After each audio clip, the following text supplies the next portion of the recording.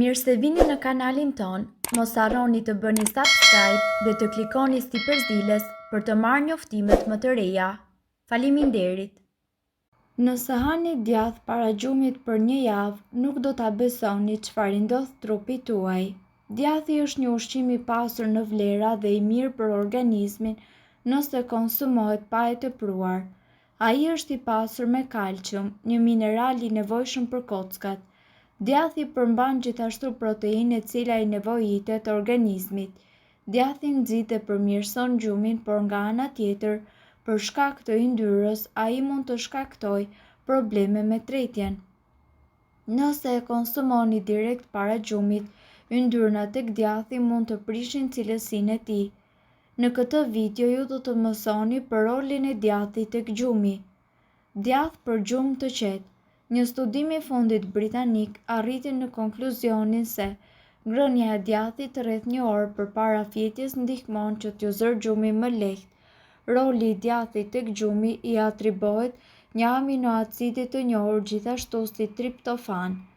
Ky aminoacid përdoret nga organizmi për prodhimin e hormonit serotonin që rregullon humorin dhe qetëson njeriun dhe përshpejton ardhjen e gjumit. Kujdes me yndyrat. Në krahasim me karbohidratet dhe proteinat, yndyrat rreten më lehtë se sa me vështirësi. Kjo do të thotë se nëse ju hani sasi të mëdha djathi me yndyrë të plotë direkt përpara gjumit, do t'ju bëjë që ta keni më të vështirë për të fjetur gjumë. Shqetësimet me tretjen gjithashtu e prishin gjumin. Ekspertët rekomandojnë konsumin e djathrave pa ose me pak yndyrë.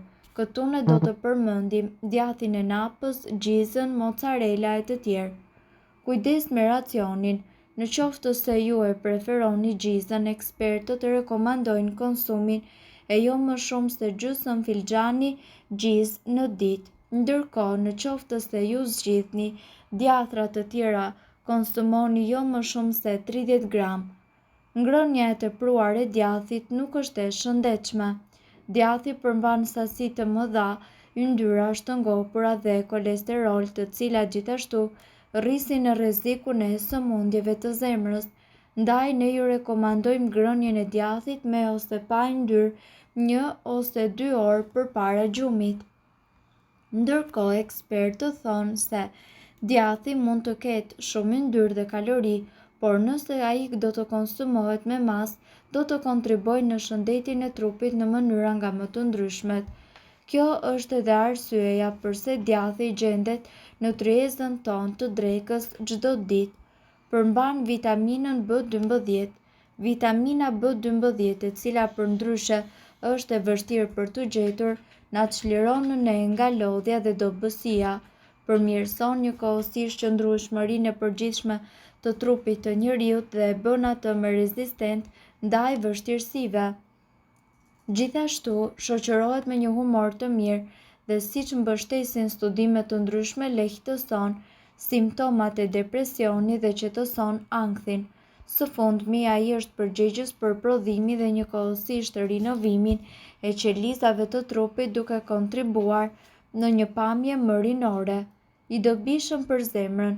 Sipas një studimi të botuar në revistën American Heart Association, konsumimi i përditshëm i djathit shoqërohet me një rrezik afërsisht 3% më të ulët për goditje në tru.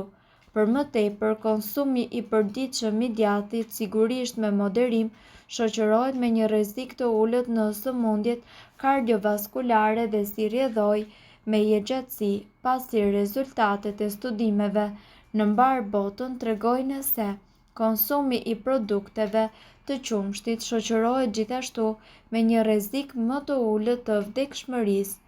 I mirë për tretjen, bakteret të cilat gjenden tek djathi janë njëkohësisht të dobishme për shëndetin e trupit.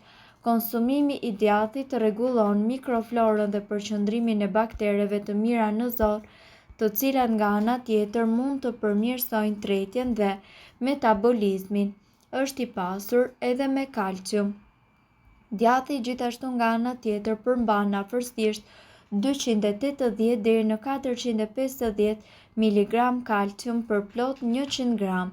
Sipas ekspertëve, siç dihet, një sasi e mjaftueshme e kalciumit rrit të ndjeshëm masën kockore dhe kontribon në osteoporozë. Për më tepër, kërkimet shkencore vunë në dukje se kalciumi mund të parandalojë shtimin në peshë pasi nxit djegjen e yndyrës dhe parandalon akumulimin e saj. Ka shumë proteina.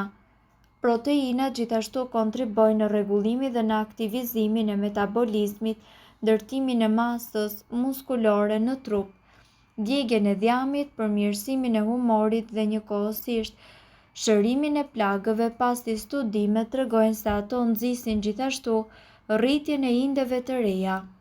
Nga ana tjetër, ju duhet të dini se djathi është i pasur me proteina, kalcium dhe njëkohësisht aminoacide. Djathi konsiderohet si një nga ushqimet më të shëndetshme dhe njëkohësisht në dietën e përditshme.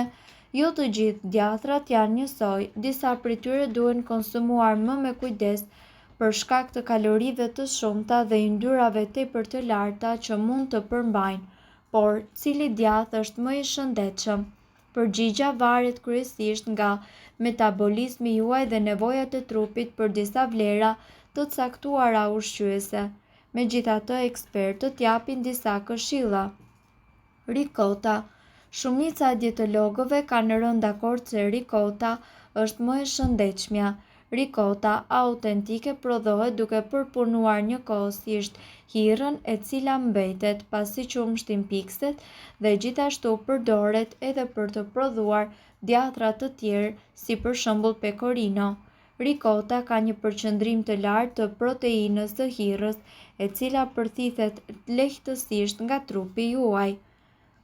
Proteina e hirrës është një nga format më të absorbueshme të proteinave dhe përmban një gamë të gjerë të aminoacideve, pra ideale për dikë që kërkon të ndërtojë muskuj dhe të humbasë gjithashtu në peshë.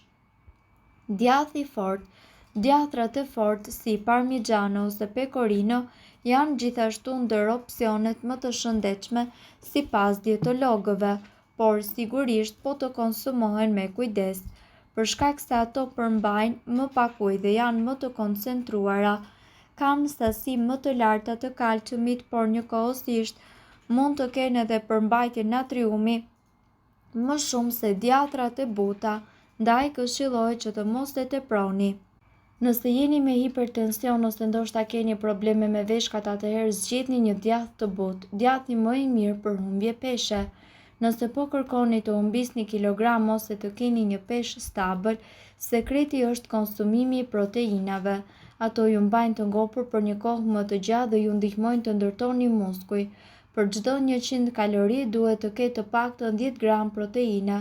Kjo do t'ju tregojë nëse është një burim i mirë proteinash dhe një djath i shëndetshëm. Disa djathtra që dietologët rekomandojnë për humbje peshe janë djathi zvicerian, djathi cheddar dhe ricota. Djathi që duhet shmangur. Nëse është e mundur, hiqni dorë nga gjërat shumë të përpunuara, duke përfshirë djathin e konservuar ose djathin krem, të cilat kanë një nivel të lartë yndyrë dhe proteina minimale. Disa nga varietetet e djathit të përpunuar madje nuk klasifikohen teknikisht si djathra nga Administrata Amerikane e Ushqimit dhe Barnave.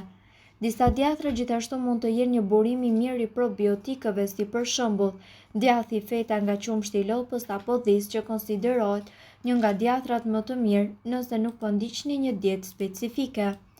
Mirë po duhet të dini, informacionet në këtë video kanë për qëllim të plotësojnë dhe të mos zëvendësojnë këshillat e mjekut tuaj dhe nuk kanë për qëllim të mbulojnë të gjitha përdorimet e mundshme, masat paraprake, ndërveprimet ose efektet negative. Informacionet në këtë video mund të mos i përshtaten rrethanave tuaja shëndetësore, prandaj para përdorimit konsultohuni me mjekun tuaj. Nëse doni të dëgjoni video tona që ne postojmë çdo ditë, kliko subscribe. Ju ftojmë gjithashtu të bëni like në video tona nëse i keni dëgjuar dhe pëlqyer ato. Faleminderit që e pat videon ton. Shpërndajni këtë video në profilin tuaj në mënyrë që të informohen edhe shokët tuaj. Faleminderit.